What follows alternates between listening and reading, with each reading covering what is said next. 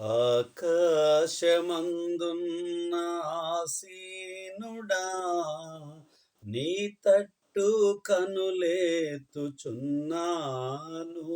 నేను నీ తట్టు కనులేతుచున్నాను. కరుణించుము యేసు, కాపాడుమా.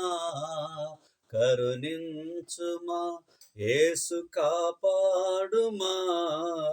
నీ తట్టు కనులేతుచున్నాను. నేను నీ తట్టు కనులేతుచున్నాను.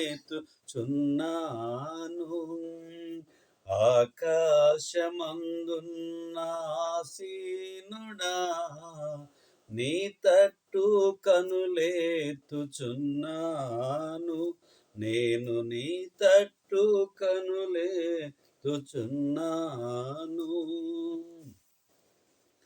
మంచిది. ప్రియమైన సహోదరి సహోదరులారా, దేవుడు కరుణించుట గురించి కొన్ని విషయాలను ఈ రాత్రి కాలమందు మనము ధ్యానం చేద్దాం. ప్రియులారా, దేవుడు కరుణించేటటువంటి విషయంలో మరి వాక్యాన్ని ధ్యానం చేద్దాం.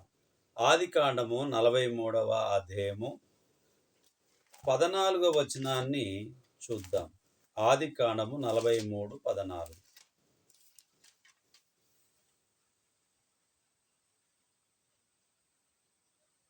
ఆ మనుషుడు మీ ఇతర సహోదరుని బెన్యామీనును మీకప్పగించినట్లు సర్వశక్తుడైన దేవుడు ఆ మనుషుని ఎదుట మిమ్మును కరుణించునుగాక. నేను పుత్రహీనుడనై ఉండవలసిన ఎడల పుత్రహీనుడ నగుదునని వారితో చెప్పాను. ఈ విషయాన్ని ఈ మాటను బెన్యామీను ఐగుప్తుకు పంపుటకు యాకోబు బలవంతము చేయబడుట, యోసేపు సహోదరులను స్వీకరించుట, వారి భయము నుండి వారి కోసం యోసేపు గొప్ప విందు సిద్ధము చేయుట. ఇక్కడ యాకోబు కుమారుడైనటువంటి యోసేపును గురించినటువంటి విషయాన్ని, అలాగునే కరువు వచ్చినటువంటి సందర్భంలో బెన్యామీను ఆ ప్రాంతానికి పంపించడానికి, ఐగుప్తు దేశానికి పంపించడానికి మరి యాకోబు బలవంతం చేసినటువంటి విషయాన్ని ఈ లేఖనం మనం తెలియపరుస్తుంది. అందుకనే ఈ 14వ వచనాన్ని చూసినప్పుడు 13 కూడా చూద్దాం. మీ తమ్ముని తీసుకొని లేచి ఆ మనుషుని యొద్దకు తిరిగి వెళ్ళుడి. ఆ మనుషుడు మీ ఇతర సహోదరుని బెన్యామీనును మీకు అప్పగించినట్లు సర్వశక్తుడైన దేవుడు ఆ మనుషుని ఎదుట మిమ్మను కరుణించునుగాక. నేను పుత్రహీనుడనై ఉండవలసిన ఎడల పుత్రహీనుడు నగుదనని వారితో చెప్పాను. అంటే తన కుమారుని మీద ఉన్నటువంటి ప్రేమను వెల్లడిపరుస్తూ ఉంటున్నాడు. అదే సందర్భంగా మరి దేవుని వాక్యంలో దేవుడు ఆశీర్వదించినటువంటి విషయాన్ని, కరుణించినటువంటి విషయాన్ని ఈ రాత్రి కాలమందు మనము కొన్ని విషయాలను జ్ఞాపకం చేసుకుంటూ ఉన్నాం. అలాగనే నిర్గమకాండము 20వ అధ్యాయము 6వ వచనాన్ని మనం చూసినప్పుడు, నన్ను ప్రేమించి నా ఆజ్ఞలు గైకొను వారిని 1000 తరముల వరకు కరుణించువాడనై ఉన్నాను. ఎన్ని తరముల వరకు? 1000 తరముల వరకు కరుణించువాడనై ఉన్నాను.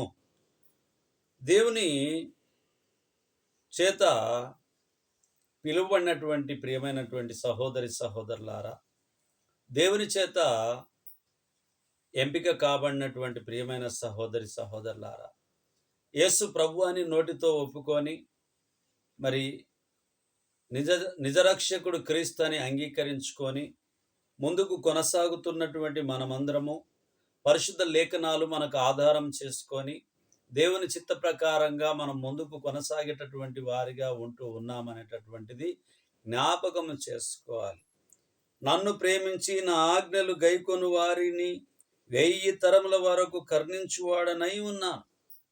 1000 తరముల వరకు కరుణిస్తాను అని చెప్పి దేవుని వాక్యం మనకు తెలియపరుస్తుంది. కాబట్టి ఆ 1000 తరముల వరకు వచ్చే ఆటంకం, శోధనలన్నీ కూడా తప్పించి దేవుడు తన కరుణ చూపిస్తానని చెప్పి మరి కరుణిస్తాడు అనేటటువంటి విషయాన్ని ఈ లేఖనం మనకు చూపిస్తుంది. ద్వితీయోపదేశ కాండము 30వ అధ్యాయము, ద్వితీయోపదేశ కాండము 30వ అధ్యాయము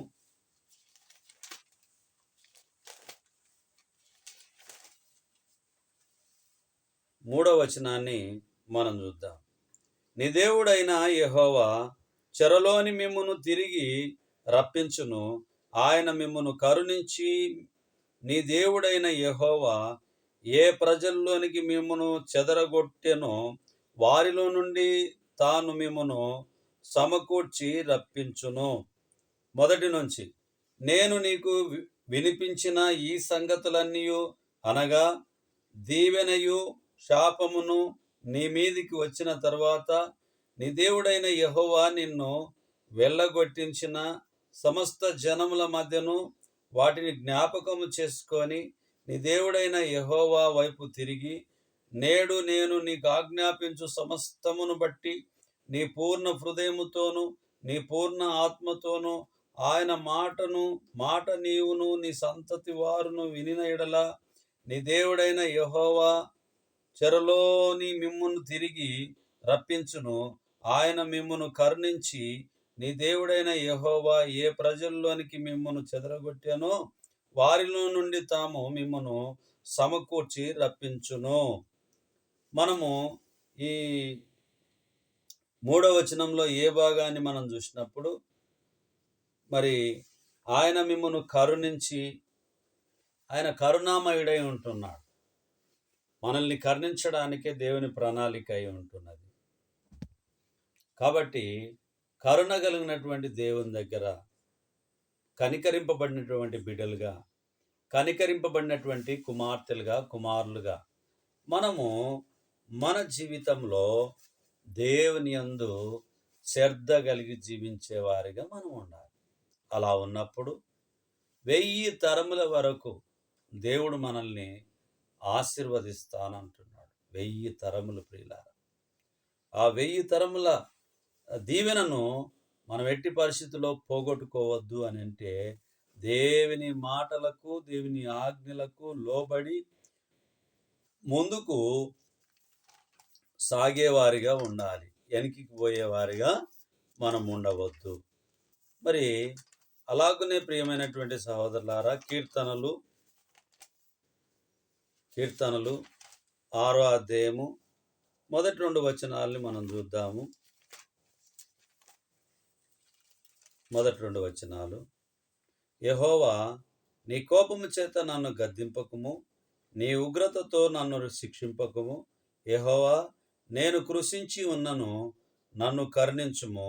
యెహోవా, నా ఎముకలు అదురుచున్నవి, నన్ను బాగు చేయుము. మరి నా మీద కోపము పెట్టుకోకు, నన్ను గద్దింపకు, నీ ఉగ్రతలో నన్ను శిక్షింపకుము. యెహోవా, నేను కృషించి ఉన్నాను, నన్ను కరుణించుము. యెహోవా, నా ఎముకలు అదురుచున్నవి, నన్ను బాగు చేయుము. దేవుని ఎదుట మొరపెడుతూ ఉంటున్నాడు కీర్తనకారుడు జ్ఞాపకం చేసుకుంటూ మాట్లాడుతున్నటువంటి విషయాన్ని, ఎముకలు వణుకుతూ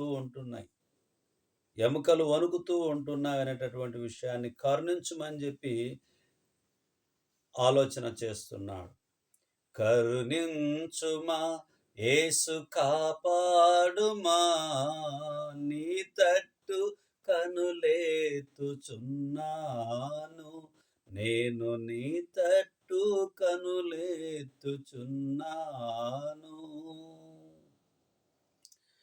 ఆయన తట్టు ఉన్నటువంటి బిడ్డలుగా, కుమార్తెలుగా, కుమారులుగా మనముంటూ మరి దేవుని చిత్తాన్ని జరిగించే వారిగా మనం ఉండాలి. అలాగనే ప్రియమైనటువంటి వారలారా, మరి 25వ కీర్తన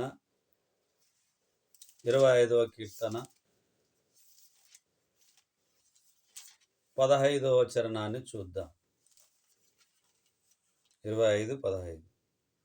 నా కనుదృష్టి ఎల్లప్పుడూ యెహోవా వైపునకే తిరిగి ఉన్నది. ఆయన నా పాదములను వలలో నుండి విడిపించును. 16. నేను ఏకాకిని బాధపడువాడను.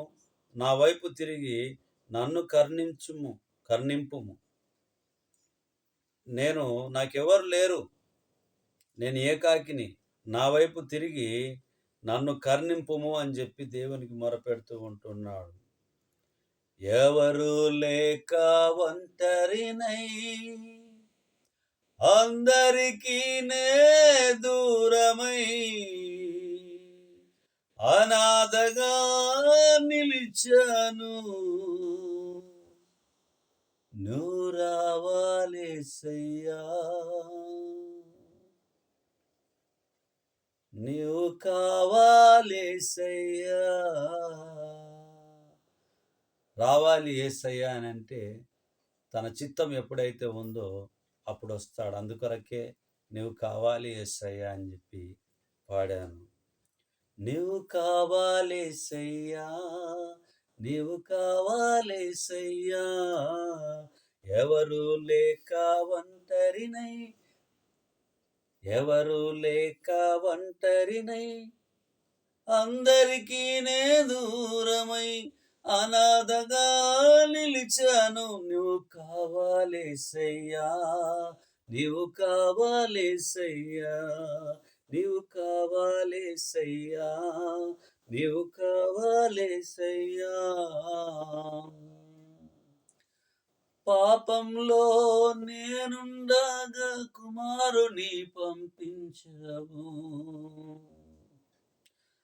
తండ్రి నీ కుమారుణ్ణి ఈ లోకమునకు పంపించావు.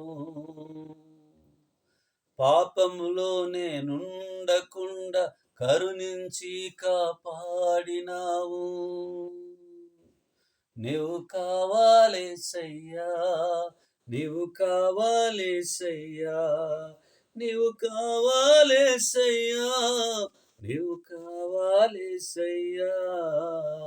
25లో మనం చూసినప్పుడు నా వైపు తిరిగి నేను ఏకాకిని బాధపడువాడను, నా వైపు తిరిగి నన్ను కర్ణింపుము అని చెప్పి దేవుని వాక్యం మనకు తెలియపరుస్తుంది. ఆయన కరుణను మనం చూసేవారిగా, ఆయన కరుణను మనము మరి కోరుకునేటటువంటి వారిగా మన జీవితాలు దేవుని ఆధీనంలో ఉంచాలి. దేవుని చిత్తం మనము జరిగించాలి. అలాగునే ప్రియమిల్లారా,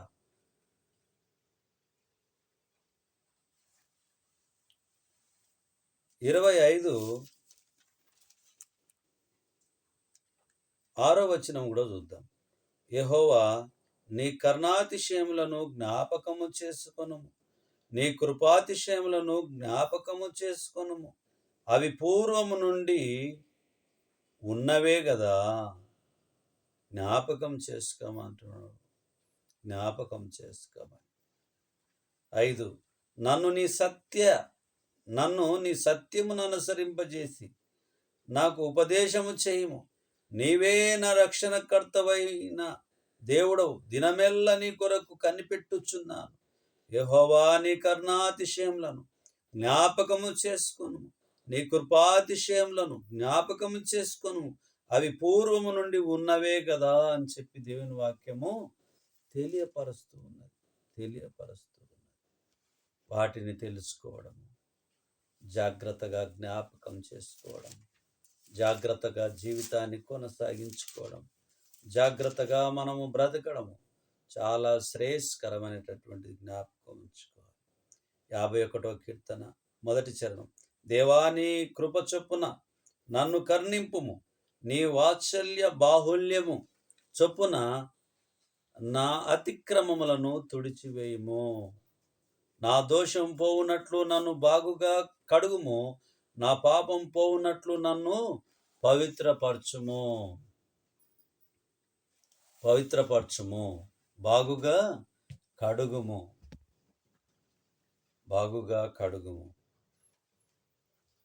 హిమము కంటెను తెల్లగా మార్చయ్యా, నీకేమి చెల్లింతు నా మంచి మెస్సయ్యా, నీ సాక్షిగా నేను ఇలా జీవింతునయ్యా.